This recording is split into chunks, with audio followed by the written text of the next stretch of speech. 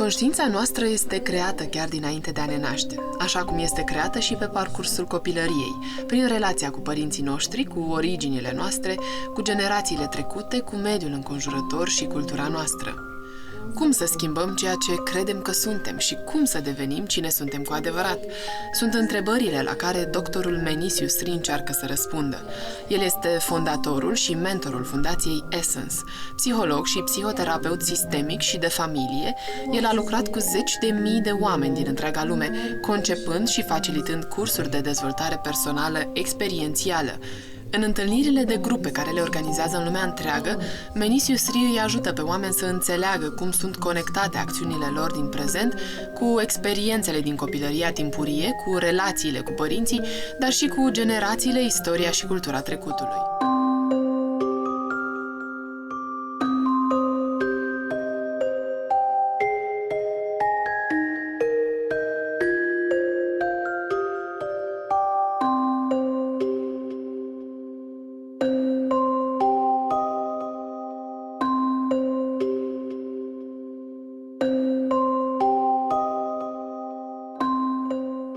We are now in a culture that worships youth and beauty.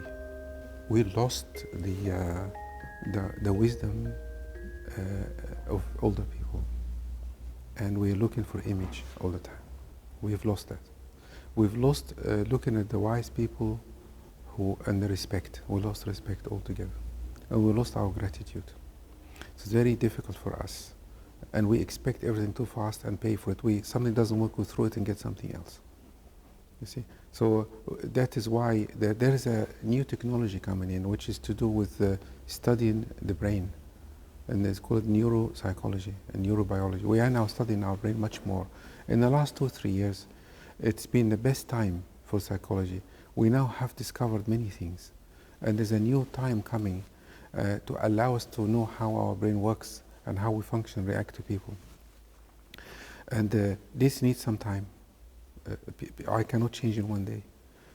Most of us need to be regulated, but by somebody else, not by computers, not by Facebook, not by internet, not by text messages. Not by drugs. No, not by drugs, or not by alcohol. Most of our trouble in life came from another person. It will take another person. It's an experience. Another person to help us, not a book. Not all these things. Information is good beginning. Is to tell us where I should be looking, but after that has to be experiential. When I was doing this work years ago with couple, we had a term called codependency. Codependency means that that I'm dependent on my partner, can't live without them. It was supposed to be dysfunctional, and that was a big mistake. What is the purpose of having a partner? Is safety. Safety is the problem that cause all mental illnesses. Because if I'm not safe, I will do something to make myself safe, and I might even kill somebody or hurt somebody to be safe. Because if I feel safe in myself, my children will be safe, my partner will be safe, and I can give them safety. The purpose of relationship, it is not romantic love. It's an illusion. It doesn't even exist. So what's happening to us nowadays, we look for someone, fall in love with them, and then after a few months we find somebody else and somebody else. Because what we really need is survival and safety. And this is what a child needs in the family. Everybody needs that. So if I'm with a partner and I make my partner feel safe, the whole world will change. The whole entire world. If you are safe and I am safe, the whole world will change. But we're not safe. What can we do if we had a parent, let's say, who used to drink? So the childhood of someone, an adult right now, had so many rough moments because of that alcoholic parent. Yes. How can be grateful to his parent? How can he make peace with that parent so that he can feel free? I tell you how. They need to understand why people drink. Why people drink. They cannot cope with life. And why they cannot cope with life? There is an observation I have. If a man does not feel respected by his wife, they drink because it kills them. It's a family problem. It's not my main reason. People drink to regulate themselves or to cope with a family situation they cannot deal with. If one of my parents is alcoholic, okay, do I expect that person not to drink? This is what everybody expects. If I judge them or hate them or be angry with them, they will drink more. They're drinking because of that. So what we do is we make them more alcoholics. Yes. It is like we find somebody who killed somebody, for example, take them and we want to kill them. The same thing. Every child, when they see difficult situation in childhood, they say this to themselves. When I grow up, this will never happen to me. Or I will never do this. The children of alcoholic people, they are alcoholic also in a different way. Workaholic maybe? Yes, or eat too much. Okay. The same. So if I don't have compassion for myself, I will never have compassion for anybody. In order for anybody to find peace with their parents, especially if the parents are traumatized, alcoholic and all that, they must learn how life was for their parents. How was it? What happened to them? What made them do that? Imagine our parents when they were children, what happened to them? And what made them become like this? If we are not careful, we will become like them. If you're angry with anybody, if you hate anybody, if you fight anybody, you will become like them because you live in their energy field. And if we judge our parents, we pay a very high price. Very high, really. Our children will do this to us. If we set a goal, let's say, I won't do this, so I won't be like my parents. Why does it happen so many times to do exactly the opposite? Why our plan is not working? Anything that you don't want in your life will haunt you forever. In fact, anything you want or you don't want, you become slave to it. If you don't want something, it will never leave you alone. And if you want it, it will never leave you alone either. All our suffering, because we don't accept reality. If my parents hurt me, and if I learn to find peace with this, I learn how to love. And I'll show you why, how. Watch a mother with a child, very small child. When a child cries and gets angry, the mother doesn't cry either, does she? No. How come? Her love is too strong. We must do the same with everybody. We don't have to agree. We don't have to agree with if my parent alcoholic, but I don't have to hate them either. The reason we have wars is because we hate the people who are fighting. We hate them. That means we are like them. You encourage people to show their real face, Yes. to be exactly like they are. Yeah. What if that real face is awful? It's horrible. It's far more worse than the first face they had. This is a belief. Every human being is very loving. Everyone. And this is one of the secrets of healing people. If I believe people will be evil, I can never work with anybody. Everybody's okay. Nobody has any problems. Nobody in this world has any problems. All we do is we're doing something that we've learned to protect ourselves that is not making us be effective and happy in our lives. In your seminaries, why do you think people come and try to talk to you and give you samples of their lives, after all? What do they expect from you? You know, many of us, nobody heard us. Nobody heard us talking. But maybe we don't know how to talk, how to express ourselves, our emotions. This is what I teach people in the seminar. I teach them how to speak. Again, how to be heard and be accepted. Let me make it clearer a little bit. There's a tribe in Africa. When people commit a crime, they make a big circle, they put the person in the middle, and they give the person positive feedback, not negative feedback. It's very unusual. And the belief is they heal the person's soul. Okay? This is give me an idea. So if I did something terrible, or something terrible happened to me, and I say it to people, and they are kind to me, they will teach me how to be kind to myself. You have children? Yes, too. Your children's biggest dream is not for you to be at home. Do you know that? No. It's for you to be happy. If you smile, yes, you will feel safe. I work with families and children a lot, and I observe children, and the child is looking their mother's eyes all the time. If she's worried, the child reads the mother's emotions very quickly. They read emotions. They don't read words. They read you. Yes. If even thinking, they will know it. So now you have the secret.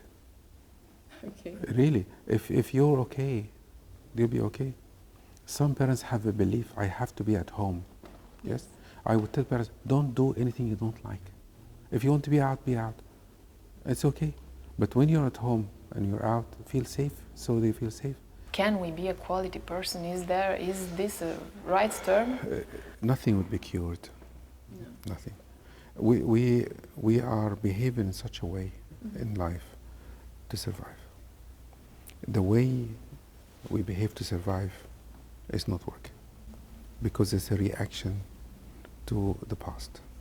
So what we need to do is to know what we're doing exactly. If we don't know what we're doing, nothing we can do about it. You cannot deal with something you don't know what it is.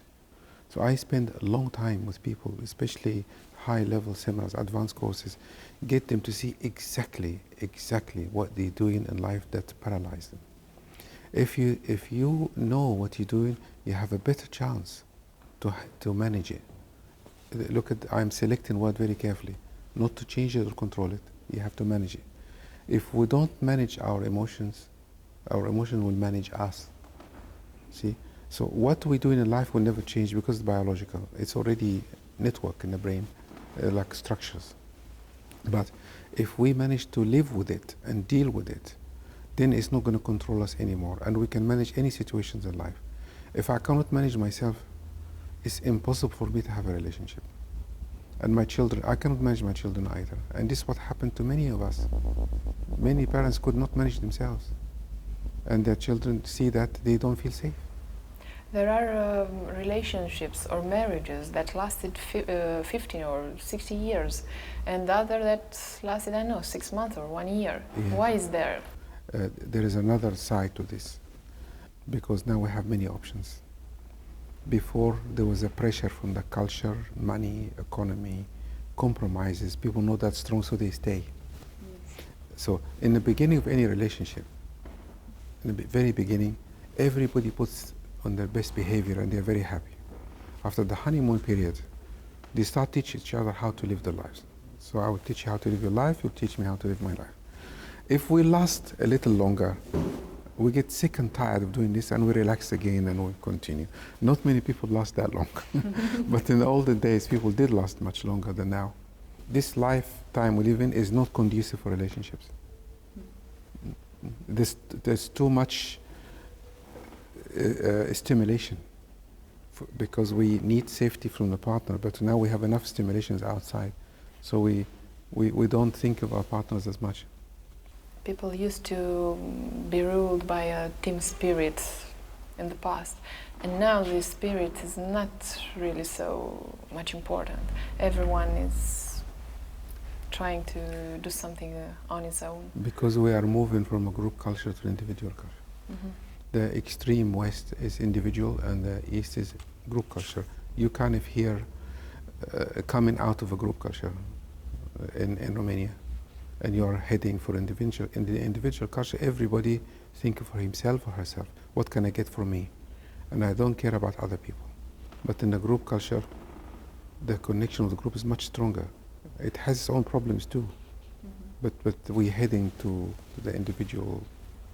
When we make mistakes, everyone or many therapists, let's say, or in books, they say try to forgive yourself. How can we do that? When we were children and we did something wrong, Yes. Many people didn't have this opportunity. Somebody came along and said, it's okay, don't worry, we can fix it. Or, doesn't matter. But many of us when we did something wrong, somebody who loved us came and shouted at us and was angry with us. We learn to do this to ourselves from them. So start judging us, okay? Now, when we make a mistake, we must realize that human beings make mistakes. Another line, really well spread, is like, this is it. I'm accepting a certain situation because it always happens to me. Yeah. I'm always on my own. Is there something in our head, in our soul? Where is it? This is what I call a negative affirmation. If I keep saying that, it's going to happen all the time. This is like, you see, there's a difference between acceptance and submission to what life do to us. If we are not capable of looking and working ourselves, people will write our life story. I will not write it myself. So if I keep saying to myself, people will write my story, and I'll be a victim to life. So I need to work on myself in such a way and find out why I am allowing myself to be in that situation. Every person has its limits. Now you get angry in a certain situation, you laugh too loud sometimes. How can we manage these limitations that people have? Every reaction I have in my life, it's not to the person in front of me. It's in me already. And the person in front of me take it out of me. So if every person would work on her own, everything will be better? The whole world transformed tomorrow. So if it is, or it sounds to be so simple, why can't we do it? Because nobody wants to face themselves. Is this the worst thing that can happen? It's very painful to look at ourselves. It's very painful. It's easy to look at somebody else. Really, it is. How many people do you meet in your life that they accept they are wrong? Not many people. But we make somebody else's wrong. There's in Greek mythology, there's a saying that other people's sins in front of our eyes, but ours behind our back. We are refusing to look at ourselves. I mean, Gandhi said a very beautiful sentence. He said, "Oh, the only devils in the world are the ones in our hearts." But we're not looking there. We're looking at somebody else. Did it ever happen to you to leave a seminary and to be, I don't know, not satisfied with what you got from people? How is it that evening after you finish a seminary, a 3 days seminary, or I don't know? Are you tired? Are you pleased? Are you sad? How? Nothing whatsoever. Not. I have no expectations whatsoever. Is this a secret in life, not to have expectations from the others? This is the secret of everything. Absolutely everything. I can prove to you straight away. Imagine you have a partner, just for a moment, that doesn't want anything from you. Just for a day. How would you feel? But imagine you have a partner that's expecting everything from you. Maybe tensed Because in this second there's a very situation. nice little story I tell you. Now, imagine you have a best friend at work that you really respect and love and admire. And this friend told you, I want to take 1 month or 2 months off, leave my work, travel around the world, and find myself, find who I am. What would you say to them? Will you support them or not? Yes, I would be happy for them, yes? If your partner say the same thing, what would you do? I don't know. It would be harder. How come? Because you have high expectations of your partner. From him to be there with me. Absolutely. If you can never make someone love you. Thank you very much.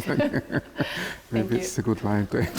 Yes. It's not you personally, sorry, for everybody. Yes, yes.